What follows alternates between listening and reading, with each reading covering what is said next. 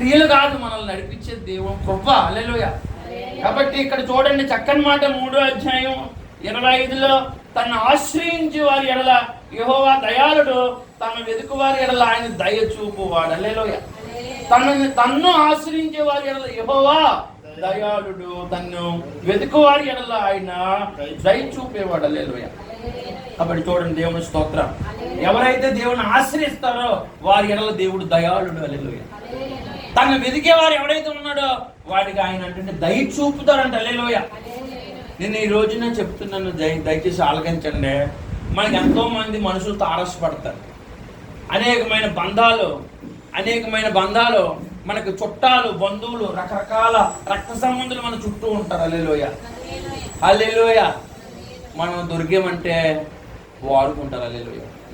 దేవుని మహిమ కలిగిన మనం దొరికేమంటే వాడుకుంటారు. కానీ మన కష్టంలో ఎవరు కూడా మనల్ని ఆదరించరు.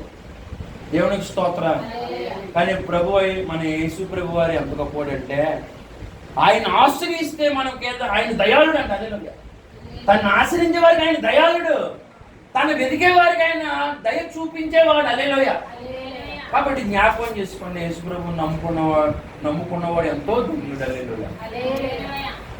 నీకు చీకట్లో వెలుగు అవుతాడని చక్కగా మనం ఇందాక అనుకున్నాం, నడిపిస్తాడు నా దేవుడు.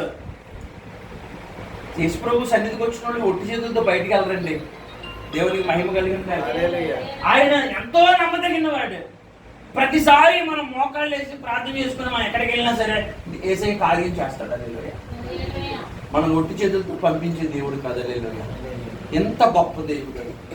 కఠినమైనటువంటి దినములు, కఠినమైనటువంటి శ్రమలు, కఠినమైనటువంటి మార్గాల్లో కూడా దేవుడు నిన్ను సంరక్షిస్తాడు, సురక్షితముగా ముందుకు తీసుకెళ్తాడు. హల్లెలూయా. నేను ఎంతో ఆయన అసలు నాకు అయితే మాటలు లేవన్నమాట. మన జీవితాలు ఆయన చేసిన కార్యాలు ఎవరి దగ్గర మనం సిగ్గుపరచింది ఇప్పుడు యేసుప్రభు. హల్లెలూయా. కాబట్టి దయచేసి జ్ఞాపకం చేసుకోండి, యేసుప్రభు గొప్పతనాన్ని మనం అందరం అనుభవిస్తున్నాం. హల్లెలూయా. మాటల్లో చెప్పలేనంత కార్యాలు, గొప్ప కార్యాలు ఎన్నో ప్రభు మన జీవితంలో చేస్తున్నాడు. కాబట్టి హల్లెలూయా. వచ్చిన మాట ఒక వ్యక్తిని జ్ఞాపకం చేసుకుందాం. మనకు కొంచెం అర్థం అవ్వాలని చెప్పేసి ఏదో మామూలుగా పొడి మాటల్లో చెప్తే మనకు అర్థం అవ్వదు. కాబట్టి నేనైతే ప్రత్యక్షంగా చూస్తున్నాను, యేసయ్యని ప్రతి అడుగులో నాకు తోడుంటున్నాడు, నా ప్రయాణంలో తోడుంటున్నాడు, సేవలో తోడుంటున్నాడు. ఎంతో ఆధారంగా నాకు తోడై ఉన్నాడు. కాబట్టి నేను ఎన్నో అద్భుతాలు చూస్తున్నాను, ఎన్నో ఆశ్చర్యకార్యాలు చూస్తున్నాను. నేను 2 చేతులు ప్రభుకి చాపుకొని ఉన్నాను. నా అక్కర తీరుస్తున్నాడు, నన్ను ముందుకు నడిపిస్తున్నాడు, నాకు బలమై ఉంటున్నాడు, నాకు తల్లిగా ఆయన తోడై ఉన్నాడు, తండ్రిగా నన్ను పోషిస్తున్నాడు, నన్ను నా బిడ్డని పోషిస్తున్నాడు. హల్లెలూయా. దేవుని మహిమ కలుగును గాక. హల్లెలూయా. కాబట్టి చూడండి, యాకోబు అని ఆయన ఉన్నాడు బైబిల్లో ఎవరండి? ఆయన పేరు యాకోబు. హల్లెలూయా. యాకోబుకి అన్నయ్య ఉన్నాడు, అతని పేరు యాసావు. వీళ్ళిద్దరూ ఇస్సాకు బిడ్డలు. ఇస్సాకు వృద్ధుడైపోయాడు, ముసల్తనంలో ఉన్నాడు. ఈ పరిస్థితుల్లో అతని కళ్ళు కనపడతలేదు.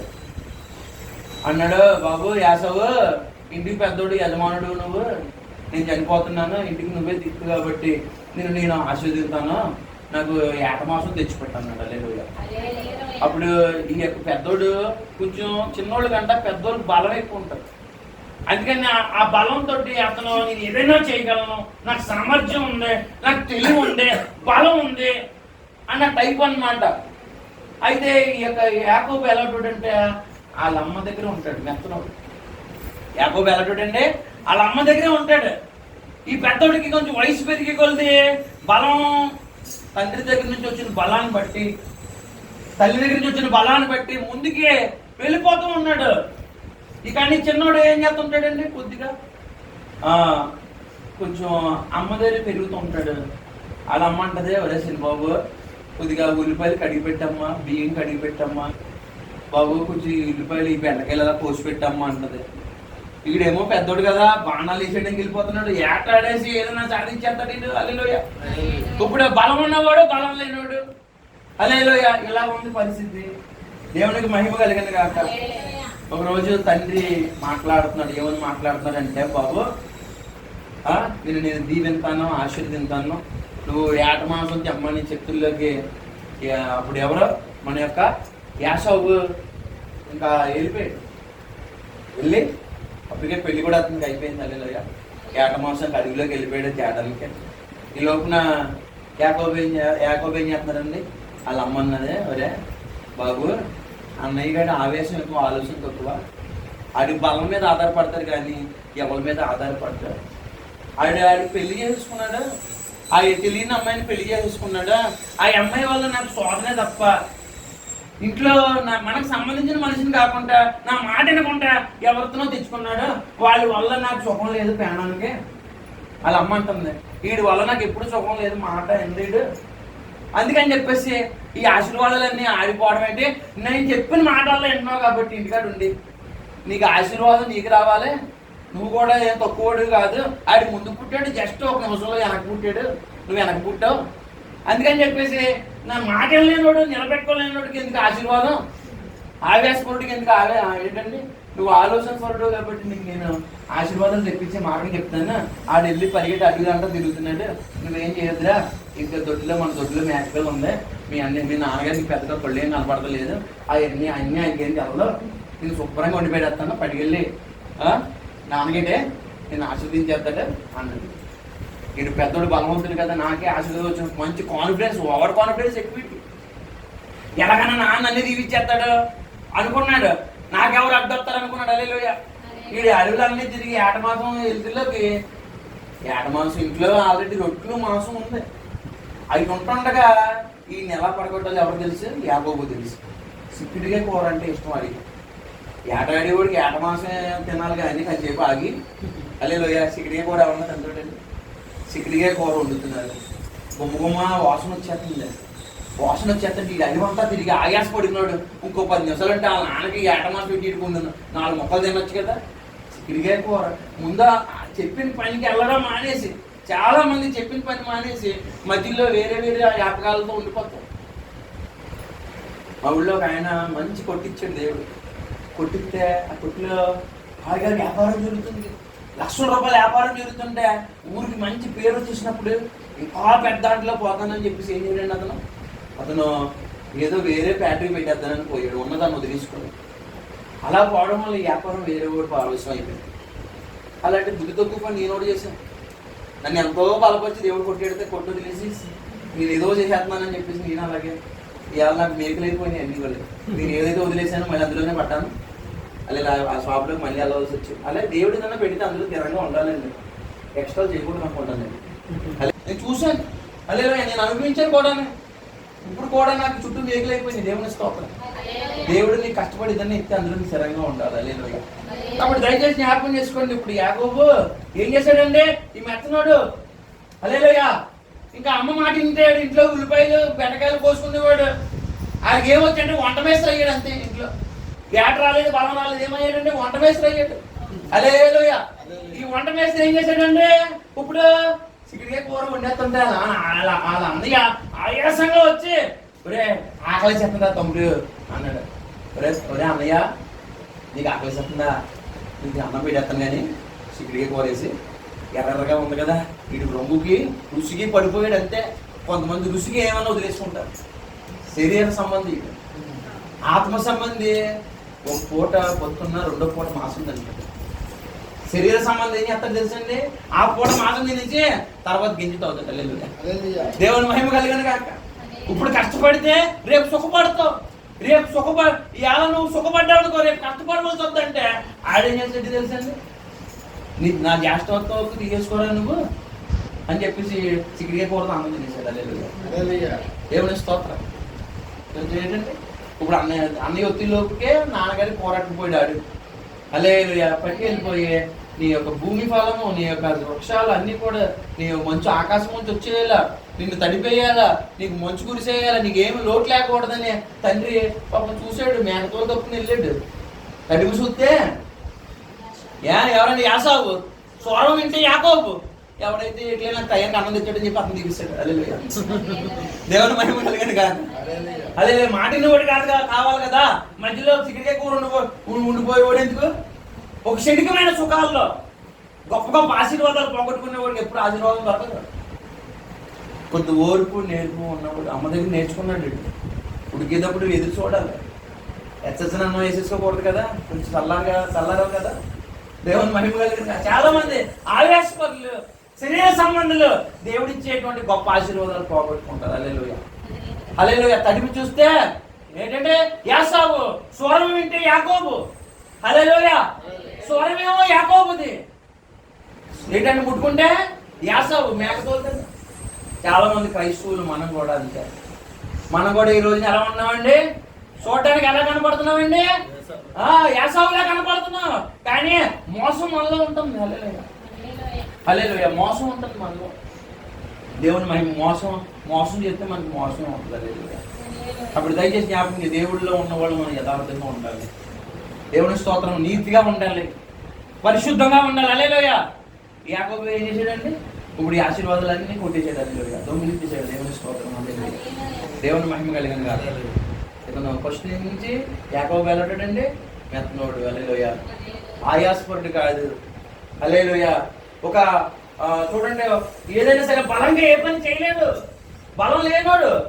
హల్లెలూయా.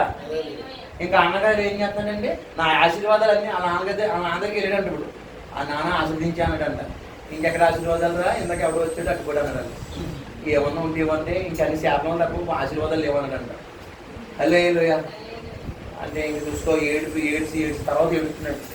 అవకాశం ఉన్నప్పుడు దాన్ని వాడుకోకుండా అయిపోయిన తర్వాత ఇప్పుడు ఏడితే మాత్రం ఏం లాభం? హల్లెలూయా. బుద్ధిగల కన్యకులు బుద్ధి లేని కానీ 5 ఏమో ఏంటంటే 10 వర్జన్స్, మొత్తం 10 మంది కన్యకులు ఉన్నారు. అందులో 5 బుద్ధి లేని వాళ్ళు, 5 బుద్ధి కలిగిన వాళ్ళు.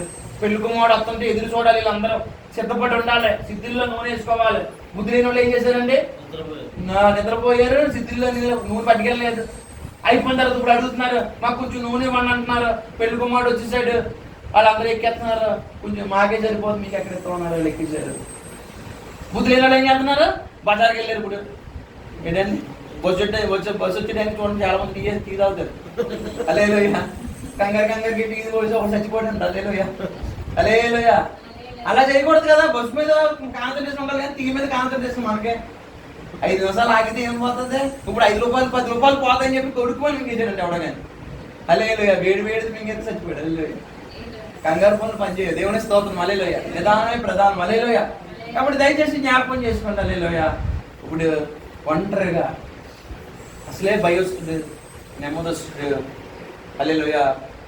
జీవితంలో ఎవ్వరూ కూడా అతనికి బలం లేదు, శక్తి లేదు, మనిషికి ఎదురాడి గొడవ లేడు, మౌనంగా పారిపోతున్నాడు. అన్నయ్య తరుపుకి వచ్చేస్తుంటే నా ఆశీర్వాదాలు తీసేసుకున్నామని పరిగెట్టుకు వచ్చేస్తుంటే అరణ్యంలో పారిపోతున్నాడు. ఈ పారిపోయేవాడికి దేవుడు తోడయ్యండి, దేవుడు ప్రత్యక్షమయ్యే ధైర్యంగా ఉండు, భయపడకు, నేను నీకు తోడే ఉన్నాను, నేను ఆశీర్వదించాను, నేను దీవెంతాను, నీకు తోడే ఉంటాను. హల్లెలూయా. చూసారంటే తను ఆశ్రయించే వారికి యెహోవా దయాళుడు, తను వెతుకు వారికి యెహోవా దయ చూపుతాడు. హల్లెలూయా. ఆ తర్వాత వాళ్ళ మాంగారి దగ్గరికి వెళ్ళాడు. వాళ్ళ మాంగారు ఎలా అంటాడండి? ఎవడన్నా 20 సంవత్సరాలు పనిచేస్తే జీతం పెంచుతాడు, తగ్గిస్తాడా? పోషేస్తే కూడా ఎప్పటికప్పుడు నా వల్లే రాదు, మీరు ఆశీర్వదించబడ్డావు, నీ దగ్గర ఏం దిగ్మాలో మీ అమ్మ దగ్గర నుంచి వచ్చాను. ఇటు గొర్రెలు కాస్త కూడా 20 సంవత్సరాలు కష్టపడి కూడా రూపాయి ఇవ్వకుండా మాటలు అవమానాలు, నిందలు, బామర్తులు అన్నారంట. నీవి మా ఎక్కడ పోతే నువ్వెందుకురా అన్నారంట. హల్లెలూయా. బామర్తులు తిట్టడమే, మాంగారు తిట్టడమే, రూపాయి లాభం లేదు అక్కడ. హల్లెలూయా. అంత మోసమే. 20 సంవత్సరాలు భరించాడు. వీళ్ళతో ప్రభువా నాకు పని అవ్వదు ప్రభువా, నా బిడ్డలనే వాళ్ళే పెళ్లి చేసుకుంటున్నారు, 12 మందినే ఇంకా గొర్రెల దగ్గర పెట్టేసి ఇలా ఉన్నారు వీళ్ళు. హల్లెలూయా. పిల్లల్ని వాడేసుకుంటున్నారు, తల్లిని వాడేసుకుంటున్నారు. ఇలా మొత్తానికి ఈ యాకోబుని కూడా బాగా అరగతోనేస్తున్నారు. హల్లెలూయా. రూపాయి లాభం లేదు.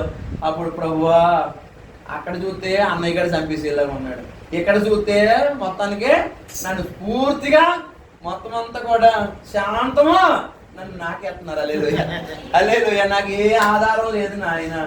యేసయ్య అప్పుడు ప్రార్థనలోకి వచ్చి, అయ్యా యాకోబు, అబ్రహాము దేవుడా, ఇస్సాకు దేవుడా, ఇంకో నాయన నన్ను ఆశీర్వదించయ్యా, నన్ను ఆరిపోయి నా దీపం వెలిగించి ప్రభువా అని.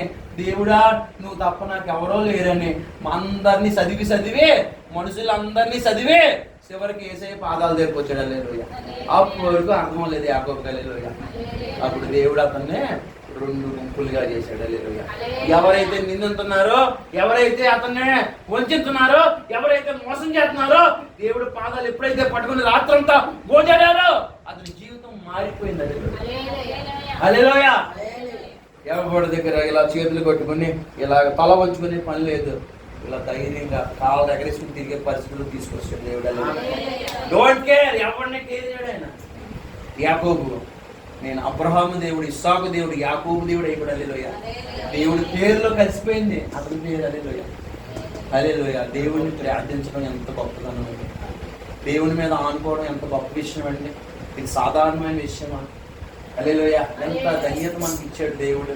ఆయన నమ్ముకోవడం ఎంత మేలండి. హల్లెలూయా. దేవునికి పొదువు ఉండదండి ప్రభువుని నమ్ముకున్నవాడు. ఎంత ఇబ్బందులు కూడా దేవుడు పొదువు పెట్టడండి. ఆయన నమ్మదగినోడు. హల్లెలూయా. బలవంతుడు, శక్తిమంతుడు. హల్లెలూయా. కాబట్టి దయచేసి జ్ఞాపకం చేసుకోండి. హల్లెలూయా. ఒకవేళ ఎవరో నీకు ఆధారం లేకపోతే, ఎవరో నీకు ఈ లోకంలో ఎవరో లేకపోతే యేసుని ఆశ్రయించు. నేను అబ్రహాము దేవుని, ఇస్సాకు దేవుని, యాకోబు దేవుని, నన్ను ఆశ్రయించిన నరుడు సిగ్గుపడ్డాను ఉంది బైబిల్లో. దేవుని ఎంత గొప్ప దేవుడు అండి యేసు. ఎంత నమ్మదగిన దేవుడు అండి యేసు. హల్లెలూయా. హల్లెలూయా. ఎన్ని అద్భుతాలు చేయగలరండి ఆయన. ఆయనకు అసాధ్యమైనది ఏదన్నా ఉందండి. హల్లెలూయా. ఆయన్ని ఆశ్రయించడం ఎంతో ధన్యత అండి. హల్లెలూయా. దేవుని మహిమ కలిగింది కానీ. కాబట్టి అంటే మనం దేవుడు ఆశీర్వదించుంటే మన శత్రువులు కూడా ఎక్కువైపోతారు. హల్లెలూయా. మన దేవుడు ఆశీర్వదించి మన శత్రువులు ఎంత ముందు శత్రువులు లేరు కానీ ఇప్పుడు అందరూ శత్రువులే. ఎందుకు? అందరూ ఆ దారిలో పోయేవాడు కూడా నీకు శత్రువు. ఎందుకో తెలుసా? నువ్వు యేసు ప్రభువుని ఆశ్రయించి గొప్పవాడు అవుతున్నావు. అందుకని ఊరంతా శత్రువులు అయ్యారు. హల్లెలూయా. దేవుని మహిమ కలిగింది కానీ. ఆయన నమ్మకంగా వెతికితే ఆయన దొరుకుతాడు. హల్లెలూయా. హల్లెలూయా. పరిపాలిస్తాడు మనల్ని. హల్లెలూయా. మనుషుల పరిపాలన ఎలా ఉంటుందో తెలుసండి. హల్లెలూయా. మనుషుల పరిపాలన భయంకరంగా ఉంటుంది. హల్లెలూయా. నిన్ను ఎదగనేవారు. ఎందుకని?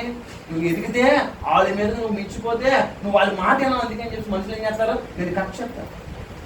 అందుకనే నీకు 10,000 ఎదగడం సరే 2,000 ఇస్తారు. ఎందుకని? ఒకవేళ ఆడకంటే గొప్పడు అయిపోతాయి. దేవుడు అలా కాదు. తన కొన్నదంతా నీకు ఇచ్చేస్తాడు. తనతో పాటు నేను కూర్చోబెట్టుకుంటాడు. హల్లెలూయా. తను నీతో పాటు నడుస్తాడు. హల్లెలూయా. నీకు ఒకవేళ కన్నీటిని నాట్యంగా మారుస్తాడంట. నీకు కన్నీళ్ళు ఉన్నాయా? నీకు కన్నీళ్లు తుడుపుతాడు. నీకు ఆదరణ లేదా? నీకు ఆదరణ కలిగేస్తాడు యేసు ప్రభువు. హల్లెలూయా. నీకు చింత ఉందే? నీ చింతంతా ఆయన మోస్తాడు. హల్లెలూయా. కేవలం నువ్వు పాటలు పాడుకోవడమే. హల్లెలూయా. ఏదో సంవత్సరానికి ఒకసారి కాదు, 6 నెలలకు ఒకసారి కాదు, 3 నెలలకు ఒకసారి కాదు, ప్రతిరోజు మనం కీర్తిస్తూ ఆయన శాసనాలు అనుసరిస్తూ ఉంటే, హల్లెలూయా, ఆయన మొరపెట్టుకుంటూ ఉంటే దేవుడు ఎన్నో అద్భుతాలు చేస్తాడు. హల్లెలూయా. ఎంతో ఆశీర్వాదం ఉందని యేసు ప్రభువులో తెలుసండి. ఆయన నీడలో బ్రతకడం వల్ల మనం అందరం పాడతాం కదా. హల్లెలూయా. మనం అందరం పాడే పాట ఒకటి ఉంది. హల్లెలూయా. హల్లెలూయా. దేవునికి స్తోత్రం. ఒక్క క్షణమైన నిన్ను వీడినా నేనేమవుతుందో తెలియదయ్యా, ప్రభు నీ తోడు నీ నీడలో నీలా బ్రతుకుతున్నానయ్యా. హల్లెలూయా. కాబట్టి కఠినమైన మార్గాలు కనపడతాయి ప్రభువులో. ఆశ లేని రోజులు కనపడతాయి ప్రభువులు. హల్లెలూయా. నిరీక్షణ కలిగి ఉండాలి. హల్లెలూయా. నా దేవుడు వస్తాడు, నాకు సాయం చేస్తాడు, నన్ను వదిలి పెట్టడాన్ని నువ్వు నమ్మకంగా వెళ్తుంటే నీ చిక్కులన్నీ వేసే తీసేస్తాడు. హల్లెలూయా. ఒకసారి మన వైర్లు ఏమైపోతాయండి? చిక్కులు పడిపోతాయి. అప్పుడు రాంబాబు గారు చక్కగా తీస్తారు. అదే ఒకసారి మనకు ఓర్పడదు. ఇలా ఇలా లాగితే తెగిపోతాయి. ముళ్ళు మనం పెట్టేసుకున్న ముళ్ళు ఎవరు తీయాలా? చక్కగా తీస్తాడు. ఒక్కో ముడి తీస్తాడు. ఆయన చేతిలో ఉంటే అందంగా తీసి ఎలా ఉండదని అలా చేస్తాడు. హల్లెలూయా. ఆయాసపడితే తిరిగిపోతాయి, లేకపోతే సిరాకు వచ్చి వదిలేస్తాం. హల్లెలూయా. దేవుని మహిమ కలిగాను కాదు. కాబట్టి మన ముళ్ళు ఇప్పుతాడు. ఆయన సిక్కు ముళ్ళు ఇప్పుతాడు. కఠినమైన మార్గాల్లో తోడుంటాడు. కన్నీటిని నాట్యంగా చేస్తాడు. మన కన్నీటి కురుస్తాడు ప్రభు. హల్లెలూయా. కేవలం ప్రార్థన, నువ్వు అవకాశం దొరికినప్పుడు ప్రార్థన చేసుకుంటే ముందుకెళ్ళిపోతే నీకు ఎక్కడైతే పొదువు ఉందో, కొరతలు ఉన్నాయో, ఎక్కడైతే అప్పులు ఉన్నాయో, ఇబ్బందులు ఉన్నాయో, అవన్నీ కూడా నీకు మేలుగా మారిపోతాయి. దేవుని మహిమ కలిగినగా. హల్లెలూయా. వాడవు బలపరచు వాడవు, పడిపోయిన చోటే నిలబెట్టు వాడవు. హల్లెలూయా. దేవుని స్తోత్రం. ఏదైనా చేయగలవు కథ మొత్తం మార్చగలవు, నీ నామముకే మహిమంతా తెచ్చుకుందువు. హల్లెలూయా. కాబట్టి దయచేసి చూడండి, దేవుడు ఏదైనా చేయగలడండి. ప్రార్థన చేయగలగలము. అడుగుడి మీకు ఇవ్వబడిన, వెతుకుడి మీకు దొరుకును, తట్టుడి మీకు తీయబడి. ప్రార్థన చేయకుండా ఒక ఆవిడ ఇవాళ సహోదరి అందరూ ప్రార్థనలో ఉంటే ఆవిడ ప్రార్థనలో ఉండదండి. మేము అందరం కలిసి 10 మంది కలిసి మొదట్లో ప్రార్థన చేసుకుంటుంటే ఒకప్పుడు ఆమె వేసి కొట్టు మీద కూర్చున్నాం, ఇంట్లో కొట్టు మీద కూర్చుని నా ప్రార్థన అయిపోయిన తర్వాత ఇద్దరు ముసలమ్మ మళ్ళీ దిగుతాం కదా, నేను దింపడానికి వెళ్తుందని ఆ వ్యక్తి కొట్టు మీద కూర్చుంది, 12 మంది కూర్చుంది. పక్కింటో ఎదురుంటో కాదు, 4 ఇళ్ళు తర్వాత కూర్చుని హాయ్ ఫస్ట్ ఇయర్ ఇప్పుడు తీసేనండి అంది. అలాగే అమ్మంటే ఇంకేం చేస్తాను. హల్లెలూయా. ఏమన్నంటే ఆదివారం కాదు, దేవుని మహిమ కలిగిందా. హల్లెలూయా. దీమగా కూర్చుందా, దేవుడా దేవుడా అని మనం బతుకుతున్నామా. హల్లెలూయా. ఆయన వదిలేస్తే ఎలాగరా బాబు, ఎంత గొప్ప దేవుడు. ఎవరో గొప్పడు పళ్ళు పెట్టుకుంటే ఏం చేయాలండి, పళ్ళుకి వెళ్ళాలి. ఇప్పుడు ఎవరో బోయాది పొలంలో ఎన్ని ఆపకుండా ఏరుకోవాలి, ఎంత ఏరుకుంటే అంత ఆశీర్వాదం. హల్లెలూయా.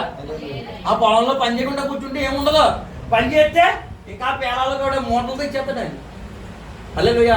మనమేమో అలాగేమో సేవలాగా మనమేమో దేవుడు పని చేయాలని చూస్తుంటే గట్టు మీద కూర్చుంది.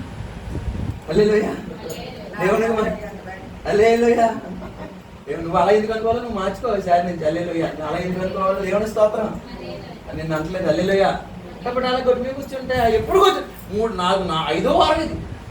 ఇప్పుడు ఒక రోజు 2 రోజులు కాదు, నువ్వు అయితే 1 రోజు 2 రోజులు అలా కదా. ఆవిడ ఏకంగా నేను ఎప్పుడు కనపడితే అప్పుడే పని మీద కూర్చున్నా, రచ్చ పని మీద కూర్చుంటుంది, ప్రార్థనా పని మీద కూర్చుంటలేదు. హల్లెలూయా. ప్రార్థనా కొండ మీద కూర్చోవాలి కానీ ఎక్కడో రచ్చ పని మీద కూర్చుంటే రచ్చ అయిపోతుంది. హల్లెలూయా. దేవుని మహిమ కలిగింది. హల్లెలూయా. మోషే అన్ని అద్భుతాలు జరిగించడానికి కారణం ఏంటో తెలుసండి, ప్రార్థన. దేవుడి మీద ఆనుకున్నాడు, దేవుని ఆశ్రయించాడు, దేవుని బయటికి కోరుకున్నాడు. కాబట్టి ఆయన కటాక్షం, ఆయన కరుణ మనకు ఉండాలి. నేను చిన్న సాక్ష్యం చెప్తాను, చిన్న సాక్ష్యం చూడండి, వెళ్ళిపోతాం. నెలకే ఒక చీటి 20, ఒక చీటి 10. హల్లెలూయా. దేవుని మహిమ కలిగిన కాక బ్యాంకుకి 11,500.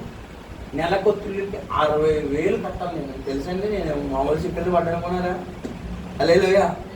అలాంటి పరిస్థితుల్లో పిల్లలే పెంచుకున్నా, అప్పులే కట్టుకున్నా, సేవ చేయనా, అలా డబ్బులు నిజంగా ఇంకోటి ఎవడలేదు ఆ మాట నేను అనకూడదు. నిజంగా పేన తీసేసుకుంటాడండి. 60,000 కట్టాలా, నెలకు 6,000 ఆస్కారం లేదా, 60,000 కట్టాలా.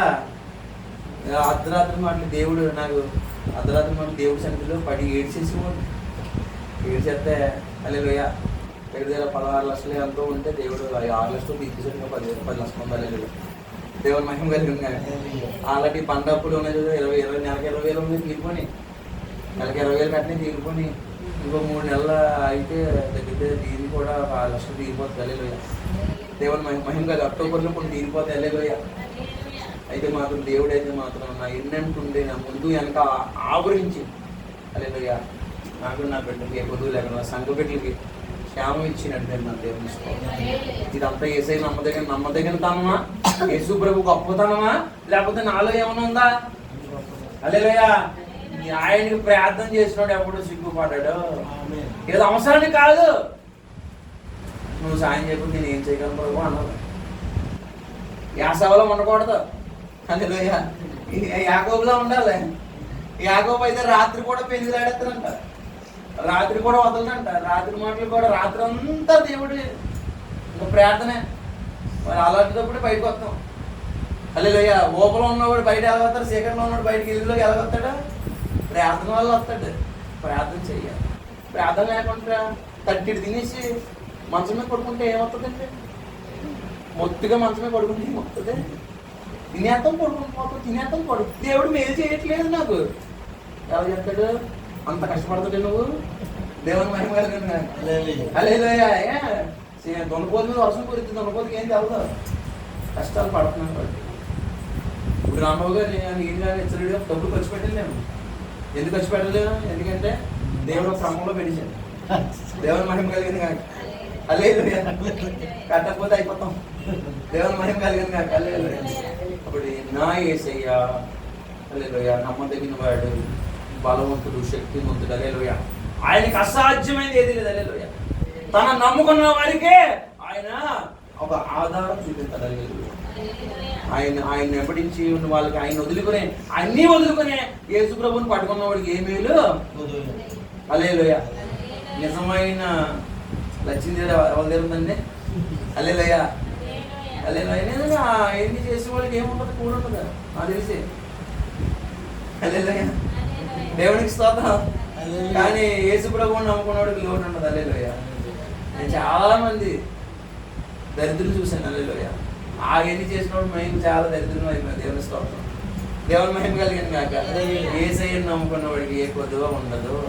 కఠినమైన మార్గాల్లో కూడా నేను సులువుగా ముందుకు తీసుకెళ్తాడు. గమ్యం కనపడినప్పుడు, మార్గం కనపడినప్పుడు, నీ ముందు ఎటువంటి పరిస్థితులు ఉన్నా కఠినమైన మార్గాల్లో కూడా నేను చేయబట్టుకుని ముందు నడిపించుకుంటాడు యేసు ప్రభువు. కాబట్టి నమ్మకం మాత్రం ఉంచు, నిరీక్షణ కోల్పోవద్దు. సమయం వస్తుంది. ఏడ్చిన నీ కన్నీళ్ళు, ఈ కళ్ళే మళ్ళీ నవ్వుగా మారిపోతాయి. నోటి నిండా నవ్వుతాడు యేసయ్య. కాబట్టి నిరీక్షణ ఉంచండి, విశ్వాసం ఉంచండి, ధైర్యం వహించండి. నీ కోసం ఆయన చింతపడుతున్నారు. నీ పిల్లల కోసం నీకు ఎంత చింత? లేదా పొద్దులు అయితే పిల్లలనే కదా. అలాగే మనం కూడా అంతే. యేసయ్య పిల్లలు మనం. ఆయన నీకంటే ఎక్కువ నీ గురించి బాధపడతారు. అల్లేలుగా. నువ్వు చింతపడి అన్నం మానేది. హల్లెలూయా.